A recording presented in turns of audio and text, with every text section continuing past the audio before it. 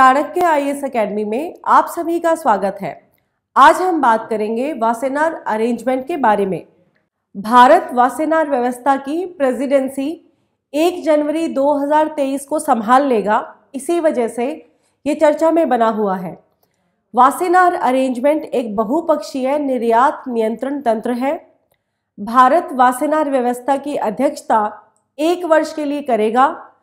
Wassenaar व्यवस्था के माध्यम से सदस्य देश हथियारों के हस्तांतरण पर सूचना का आदान प्रदान करते हैं। यह पहली बार है जब भारत को इसकी अध्यक्षता करने का मौका मिला है।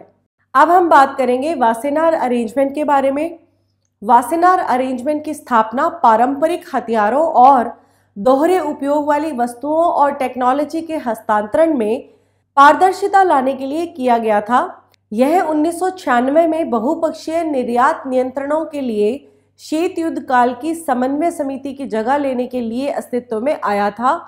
इसका नाम हैग के एक उपनगर वासेनार से आया था, जहां 1995 में इस तरह के बहुपक्षीय सहयोग को शुरू करने का समझौता हुआ था, जिसकी मदद से यानी कि समझौते की मदद से क्षेत्रीय और अंतर्राष्ट्रीय सुरक्षा और स्थिरता को बढ़ावा दिया जा सकता है।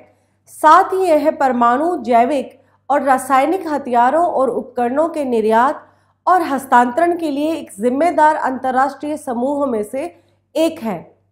अगर हम बात करें इसके सदस्य देशों की, तो वासेनार अरेंजमेंट में कुल 42 सदस्य देश हैं, जिनमें से एक भारत भी है।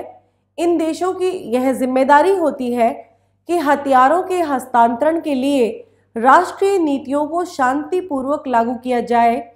भारत को 7 दिसंबर 2017 को वासेनार अरेंजमेंट के 42वें सदस्य के रूप में शामिल किया गया था। अगर इस अरेंजमेंट के महत्व की बात करें तो वासेनार अरेंजमेंट क्षेत्रीय और अंतर्राष्ट्रीय सुरक्षा और स्थिरता में योगदान करता है।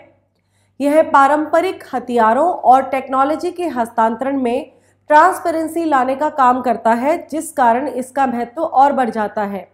यह सामूहिक विनाश के हथियारों और उनकी वितरण प्रणालियों के लिए निर्यात नियंत्रण व्यवस्थाओं को सुदृढ़ करने में भी मदद करता है।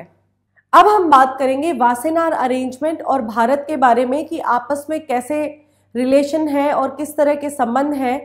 तो मैं पहले भी बता चुकी हूँ कि भारत वासेनार अरेंजमेंट में 7 दिसंबर 2017 को 42वें सदस्य के रूप में शामिल हुआ था।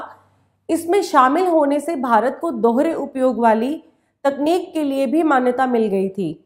इसकी मदद से भारत अपनी रक्षा और अंतरिक्ष क्षेत्रों की मांगों को पूरा करने में सक्षम होगा। वासेनार व्यवस्था में भागीदारी ने भारत के लिए परमाणु आपूर्तिकर्ता समूह यानी कि NSG का सदस्य बनने के द्वार भी खोल दिए हैं, जिसमें शामिल होने के लिए भारत लगातार प्रयास कर रहा था। अतः यह कहा जा सकता है कि यह ग्रुप भारत के नज़रिए से बहुत अधिक महत्वपूर्ण हो जाता है। साथ ही भारत इसकी अध्यक्षता भी करने जा रहा है, तो ये और भी महत्वपूर्ण हो जाता है। इसके साथ ही हमारा आज का ये टॉपिक यहीं पर कंप्लीट होता है। हम कल फिर मिलेंगे एक नए टॉपिक के साथ। आप हमारे YouTube को लाइक, शेयर और सब्सक्राइब करना ना भूलें। Thank you so much.